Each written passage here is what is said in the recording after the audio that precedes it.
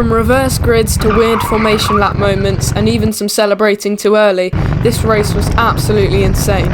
And something happened at the end which you'll definitely not want to miss, so I highly recommend you watch this video all the way through. So before the racing even began, there was already some drama, as Youngstarz sent out a rather cryptic tweet about being able to win with no teammate. Both me and Nico found this quite funny. However, nobody was laughing when we got to the track, as it turned out that for a one-off appearance, Youngstarz had elected to do a sprint race format consisting of a 3-lap qualifying, then 3 8-minute sprint races, ironically extremely similar to the Club 2000 road tax racing which I'd been doing the day before. So it's time for qualifying then, as I'm straight off road tax karts. The kart feels not only extremely slow, but very understeery. However, this wasn't completely my interpretation, as when speaking to the person in A-class who I was sharing the kart with, he commented the exact same thing. Despite this, I managed to qualify P9, which was still massively below what I had hoped. But as I lined up on the grid, I knew what I had to do. All 5 lights are on, and we go green in London. We're 3 wide down the main straight, 1 car on the left, 1 car on the right. I'm going to try and hold it around the outside, but I just can't keep my foot in. So coming out of centre, it's up to P8, heading down into the 180 and trying to get a good run out of there, but it's just so understeery. But they are side by side through the Warren, which is massively going to help me get close to them. As into the final corner, I set up a move, trying to get the slipstream for turn 1, but I'm not quite close enough. However, he does overtake this guy in the blue suit on the next lap and leaves the door wide open, which lets me get past him as well, which puts me up into P7. 2 laps later and I'm back in his slipstream. This time I'm close enough and I'm going to go for a dive down the inside at turn 1, and it works out, which puts me up into P6. Due to the gap that P5 pulled, nothing else really happened this race. However, the person running second did end up having a kart failure, which meant I ended up finishing this race 5th. But before race 2 even began, there was some foreshadowing, as I was brake checked on the formation lap, which caused me to spin. However, it was more embarrassing than anything, as I was able to quickly catch back up to the pack. However, for this race, my previous bad qualifying actually helped me. Because it was a reverse grid, I started P4. The downside of this was that I was starting on the outside of the track, meaning I would have to sacrifice my momentum from the start to dart to the inside. Or so I thought. But with little time to think, all 5 lights are on, and we go green in London. I get a brilliant start, so does the person in third next to me, but being on the outside actually turns into a blessing, as he gets boxed in on the inside with 3 wide, and I'm able to get it all the way around the outside and up into P1, defending the inside through centre. But actually I'm not having to, because I'm able to pull away from this point onwards and pull a decent gap. And everything was going super smoothly. I had a gap of 12 seconds until the 4-minute mark. From this point onwards, my rear right tyre started shredding itself to pieces, which is super noticeable when you go through sections like Oak Tree and oversteer massively. Luckily, as I only had 4 minutes left, I managed to limp home and win with an 8-second gap. So this is it then, the final. This race is the only one that matters, as it's the only point scoring race. Technically it isn't the only one that matters though, as where you start is decided by your average finishes in the last 2 races. However, because a lot of different people's average finishes overlap, I'm able to start P2. I also know the person I'm driving against is extremely quick, as he's the championship leader.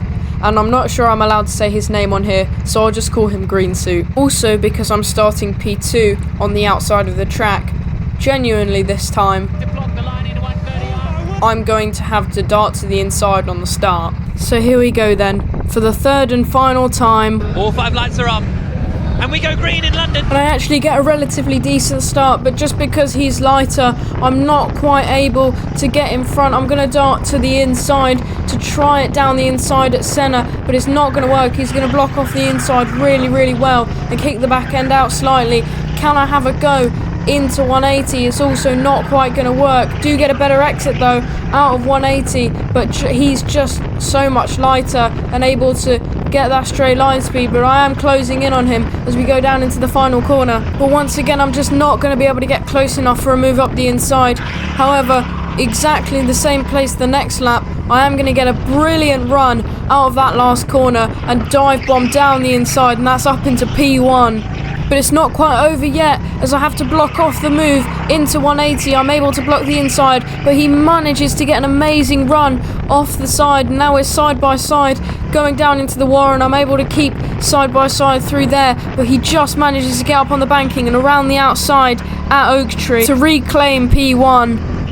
But exactly 2 laps later, I do to him what he did back to me. I get a brilliant run out of 180, and we're side by side down towards the Warren. But instead of staying around the outside, I get on the brakes, perform the switchback, and then send it down the inside at Oak Tree for P1. However, exactly a lap later, he taps me from behind, pushing me off my brake marker and slotting down the inside at turn 1.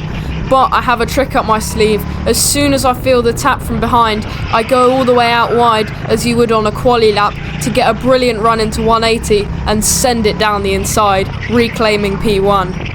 I'm realising now that despite this guy's aggressive style, he's waiting until the last few laps to overtake, knowing that as soon as he gets past, I'm going to pass him at the next corner. Knowing this, I spend the next few minutes preparing myself to battle super hard for the last 2 laps.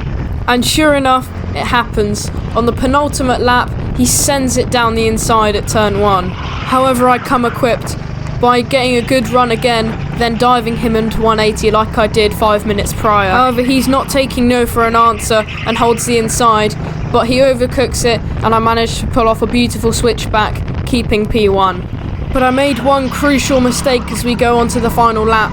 I left the door open on the inside down the main straight. However, this time it's me not taking no for an answer as I barge my way down the inside despite his defences. But we managed to stay side by side, then I dive again at 180 and slam the door in his face, meaning that I retain P1. And I'm counting down the corners now. This last 20 seconds felt like an eternity, but I crossed the line P1. Or so I thought. Celebrating a bit too early. He was here. He was like that. He was right behind you. Did I win though? Honestly. Yeah, you heard the marshal right. I still won, but as I was celebrating, Green Suit was creeping up on me, and I won by only 0.09 of a second.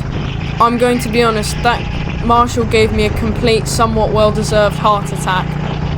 So, there we go then. Overall, today was one of my best races I think I've ever done. We got P1 overall, with about 1/10 of a second off fastest lap, and even driver of the day. The road tax racing helped my confidence massively, as I would not have been able to pull off those moves without it. Also, a huge lesson learnt about celebrating too early.